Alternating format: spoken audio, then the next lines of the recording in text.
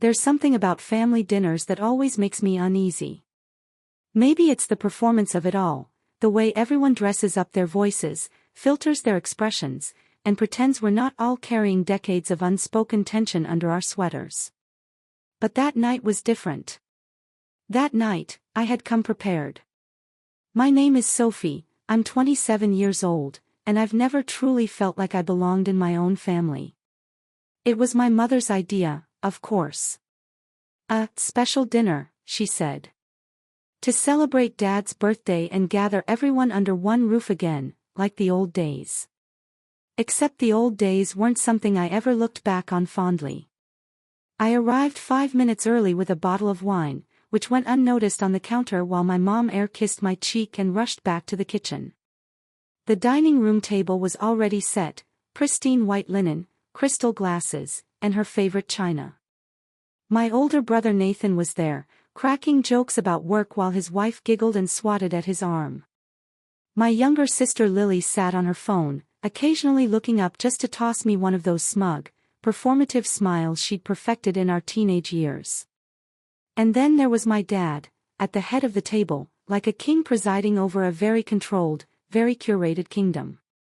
Dinner started off like any other, polite questions, filtered updates, passive-aggressive comments about who hadn't visited enough lately. I kept my answers short, my smile practiced.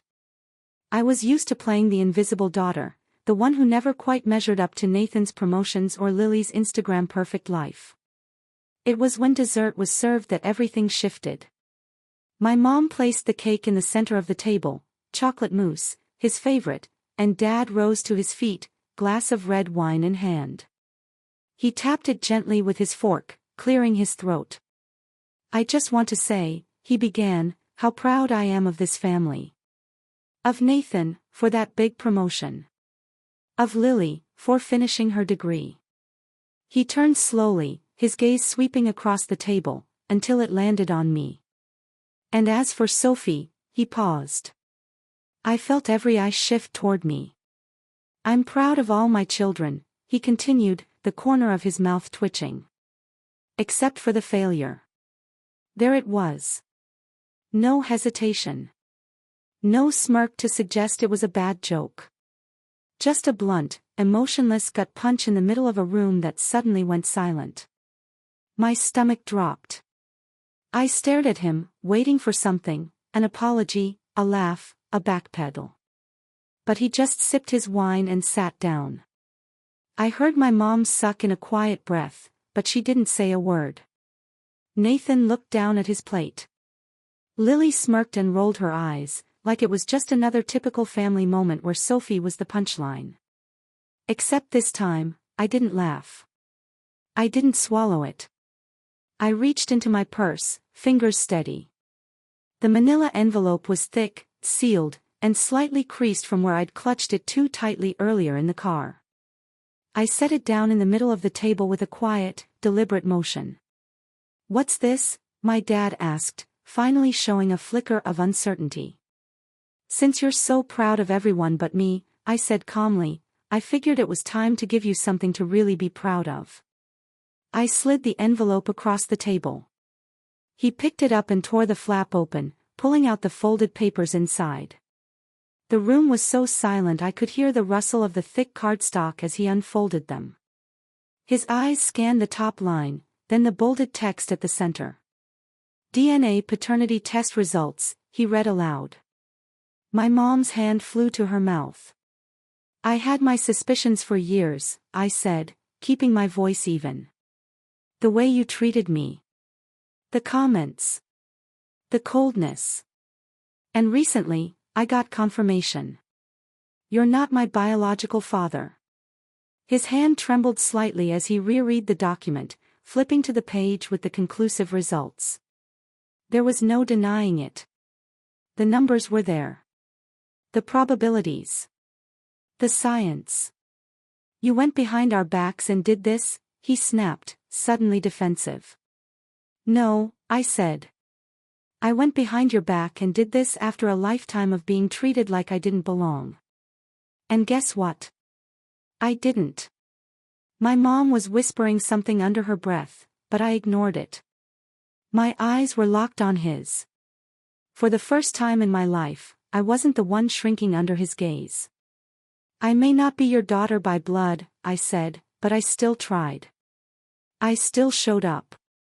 I still wanted a relationship. But if I'm just that failure, then maybe you don't get to pretend you ever raised me at all."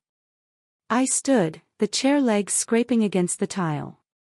The envelope still sat on the table, the truth laid bare in black and white. Nobody moved. "I'm going home," I said. "You can finish your birthday cake without me." And with that, I walked out, heart pounding, legs shaking slightly, but head held high. Because for once, I hadn't let him silence me.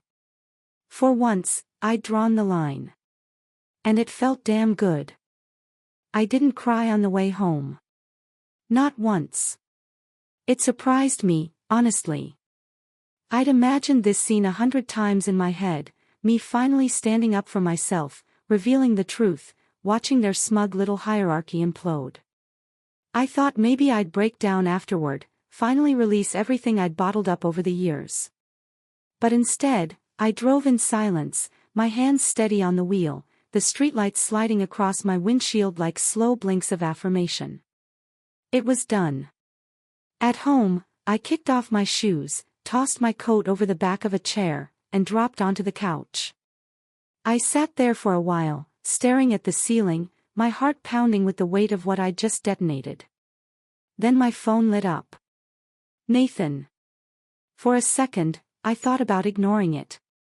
But something in me said to pick up. "Hey," he said quietly. "Hey." That was intense. I let out a short, humorless laugh. That's one way to put it. There was a pause. Then, "Are you okay?" I wasn't expecting that. Not from Nathan, who had always played neutral, "Mr. Don't rock the boat." I thought for sure he'd be angry. Instead, his voice held something I hadn't heard from him in years. Concern. "I'm fine," I said. "Better than fine, actually." "You really did that?" "The test." "I mean." "Yeah." "Why?" That was the question, wasn't it? I leaned back against the cushions. "Because I needed to know. Because I've spent my whole life feeling like I was on the outside of my own family, and no one ever said anything, but it was always there. The way he looked at me. The way he didn't. I thought maybe I was imagining it. But I wasn't." Nathan exhaled slowly. I don't know what to say." "You don't have to say anything," I told him. "Just don't act like I'm the villain for finally standing up for myself." "I'm not," he said quickly. "I'm not. Honestly. I get it. And for what it's worth. I'm sorry. I should have spoken up more over the years. I saw things, Sophie. We all did. But we let it go." That hit harder than I expected. I sat there, phone pressed to my ear, stunned by the simplicity of those words. "We all did." "Thanks," I whispered. After we hung up, I lay in the quiet and let the night wrap around me. It was the first time in years I didn't feel like I had to prove anything. The next day, I avoided my phone. But by late afternoon, curiosity got the better of me. I picked it up, half expecting a stream of messages. Only one stood out. "Mom, we need to talk." I stared at it for a long time. No apology. No warmth. Just those 4 words, like a summons. As if she was the one owed something. I didn't respond. By evening, another message came through. "Dad, you humiliated me. That wasn't fair." I actually laughed out loud. Not fair. The man who had publicly disowned me in front of the entire family was now playing the victim. Classic. I set the phone down and walked away. I'd said what I needed to say. I didn't owe anyone an explanation. But the truth has a way of echoing through empty rooms. The next few days were quiet. Too quiet. No more messages.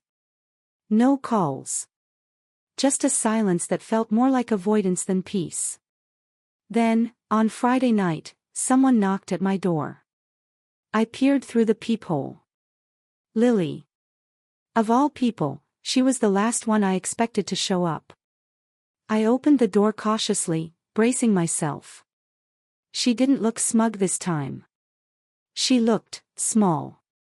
"Can I come in?" she asked.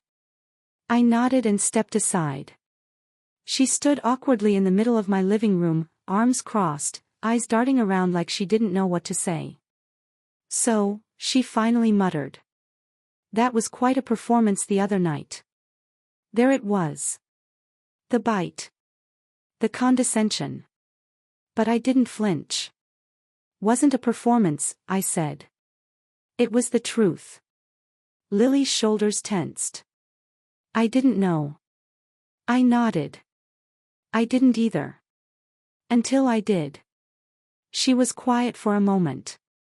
Then, "Mom's freaking out." "I'm not surprised. She thinks you're trying to tear the family apart." I raised an eyebrow. "Because I told the truth." "I'm not saying it's fair," she said quickly. "I'm just telling you what she's saying." I folded my arms.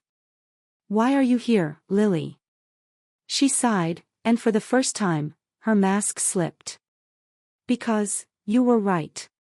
He's never treated you the same." I guess I didn't want to admit it before. But now. Now she had no choice. I let that sit for a moment. Then I nodded. "Thanks for saying that." She shifted on her feet. "I don't know what happens next.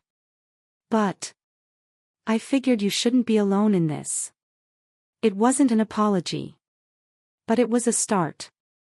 After she left, I stood in my doorway for a long time, looking out at the night.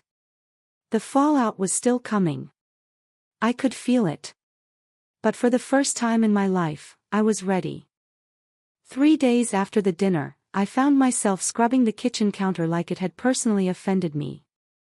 Not because it was dirty, but because I needed something to do, something to erase the last 72 hours burned into my brain. Everywhere I turned, I heard his voice. "I'm proud of all my children, except for the failure." I could still see the look in his eyes, that mixture of disdain and cold satisfaction as he said it. Like he'd been waiting years to get it off his chest. I dropped the sponge, leaned on the counter, and stared at the fridge door, covered in photos I'd once thought proved I belonged. Pictures from vacations, school plays, birthdays. But now, all I saw were smiles held up by one person's tolerance, not love. My phone rang. "Mom." Again. I let it ring. She'd left 5 voicemails, each more manipulative than the last. "You've humiliated the family. This is tearing us apart." Not once had she asked how I was doing. Not once had she acknowledged that he'd called me a failure in front of everyone like it was a toast. But then the 6th voicemail came, and this time, her voice cracked. "Sophie, please call me. I need to talk to you. I should have told you years ago. I didn't know how. It's complicated. But I'm sorry." I stared at the phone long after the message ended. "I should have told you years ago." That sentence rattled in my head. Told me what? I called her. She picked up instantly. "Sophie. What should you have told me?" I asked, skipping any greetings. She was silent for a beat. Then, "It's true. He's not your biological father. We weren't planning to have children, and then, there was someone else. It was a mistake. I was scared, but I kept you. And he agreed to raise you like his own." I felt the blood drain from my face. "You mean, he's always known?" "Yes. And you never thought I deserved to know the truth?" My voice cracked. You let me grow up thinking I was the problem. That I was ungrateful. That I didn't deserve his love. I thought I was protecting you, she whispered. No, I said coldly. You were protecting yourself. And him. The line was silent again. She didn't deny it. I hung up. And then I screamed. Not a cute, cinematic single-tear kind of scream. No. I collapsed onto the floor and let out years of confusion, rejection, and barely contained pain. My voice cracked, my throat burned, and my chest heaved until there was nothing left but dry, silent sobs. For the first time, I let myself feel everything I'd swallowed for 27 years. The next day, I marched into a local notary's office and requested copies of the paternity test to be officially certified. I wasn't just proving it to them, I was protecting myself from the inevitable spin they'd try to put on it. I even printed an affidavit, documenting the emotional manipulation I'd endured. Cold, hard facts. That night, Lily called again. I ignored her. Then she texted. Dad's saying you faked the results. Mom isn't defending you. They're telling everyone you're having a breakdown. I stared at the message, heart pounding. Of course they were. Of course they'd try to twist this around to make me the unstable one. They'd rather burn the truth to the ground than admit it was real. 10 minutes later, I was in my car, driving through the dark toward their house. I didn't know exactly what I was going to say, but I knew I wasn't letting them rewrite this story. I parked in the driveway, walked right up to the door, and rang the bell. When my father opened it, his face was a cocktail of disgust and annoyance. What do you want? He said flatly. To correct your version of reality, I said, holding up the certified envelope. You're not just an emotionally absent parent, you're a liar. And now I have the paperwork to prove it. He rolled his eyes and started to close the door. I shoved my foot into the doorway. No. You don't get to shut me out now. I was your scapegoat for my entire life. You built an identity around resenting me. And now that the truth is out, you're scared. You're being dramatic. I stepped closer. Dramatic? You stood in front of our entire family and said you were proud of everyone except me. That wasn't dramatic. That wasn't cruel. His eyes narrowed. You never tried hard enough. You were always too sensitive. Too weak. No, I snapped. I was surviving. I was walking on eggshells trying to earn love from a man who looked at me like a reminder of a mistake. He flinched. I paused, breath catching in my throat. You knew all along, I said, voice soft now. You knew I wasn't yours, and instead of stepping up, you made me feel like I had to fight for crumbs. You didn't raise me, you tolerated me. A long silence stretched between us. Then, from behind him, I heard my mom whisper, Sophie, please. That's enough. I looked past him and met her eyes. No, I said. What wasn't enough was my entire childhood. And I turned and walked away, this time not out of defeat, but because I finally understood what power felt like. I didn't hear from them for a week after that night.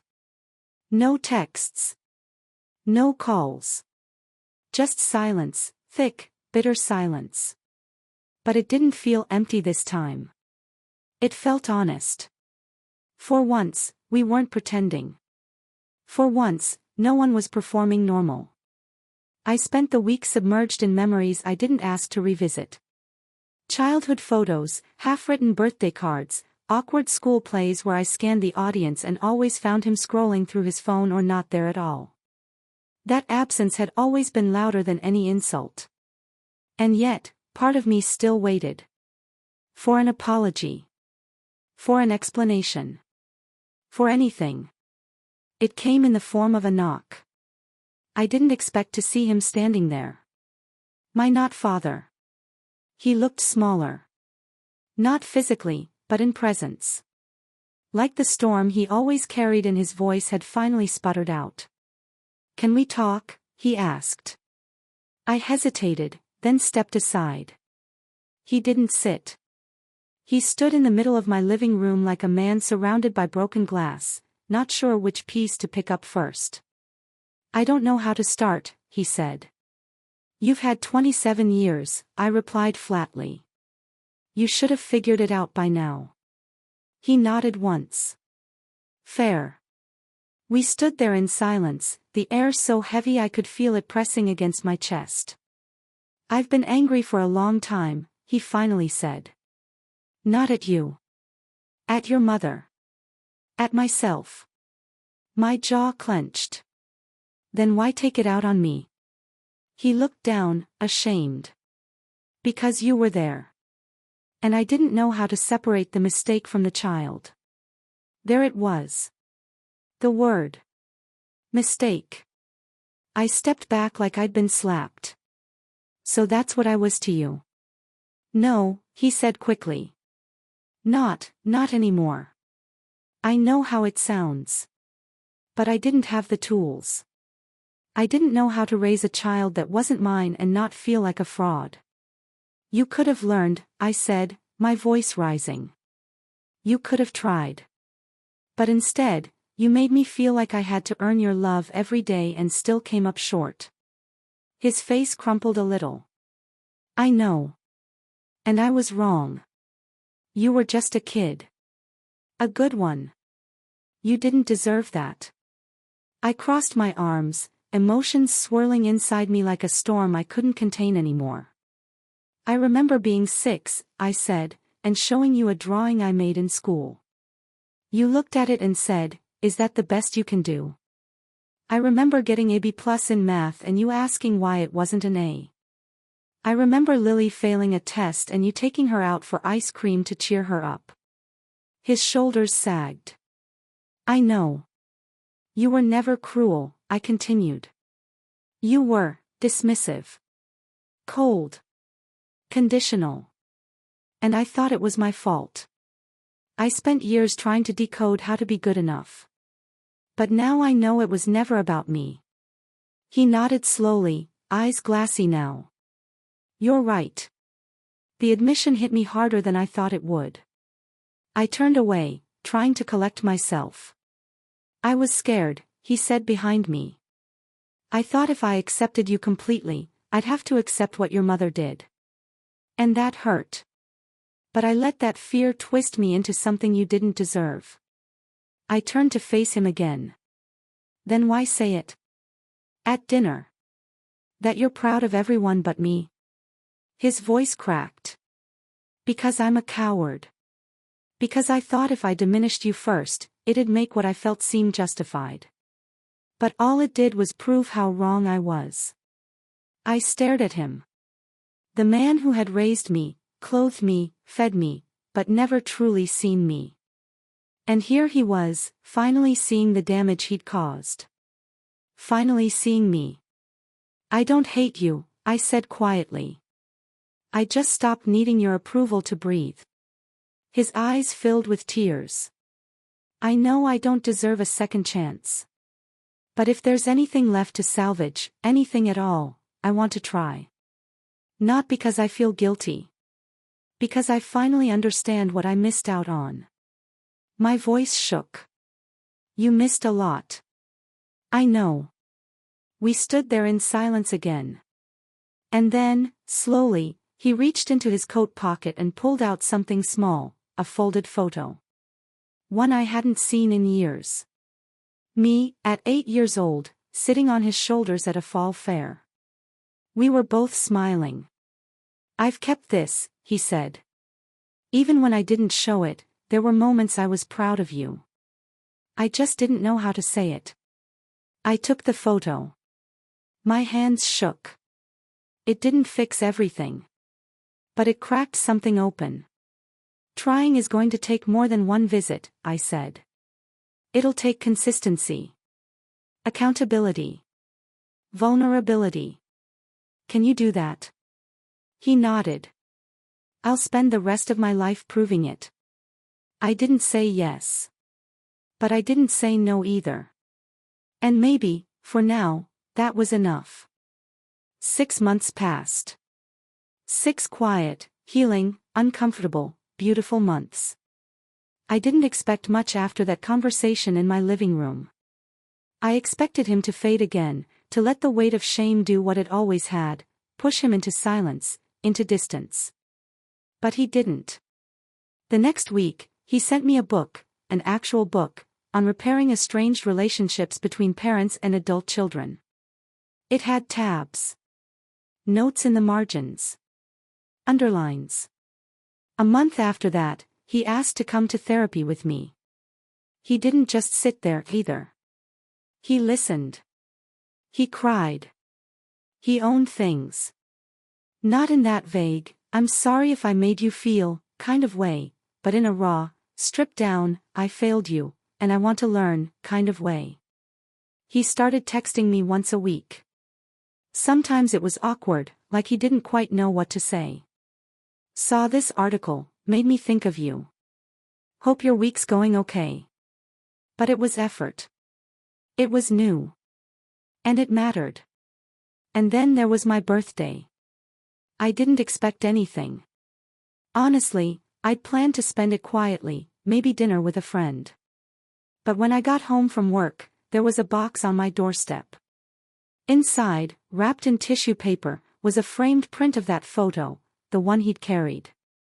Me, sitting on his shoulders, 8 years old, grinning at something just off camera. Underneath it, in his handwriting.